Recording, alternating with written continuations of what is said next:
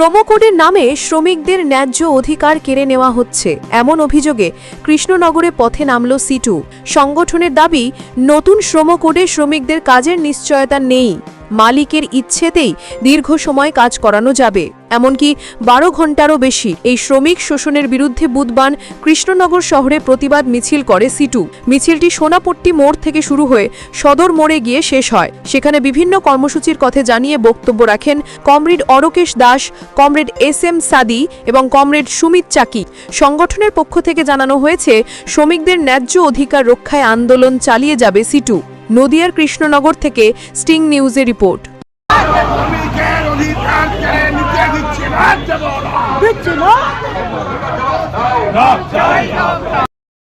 চারটে শ্রমকোডের নাম করে অবাধ শ্রমিক ছাঁটাইয়ের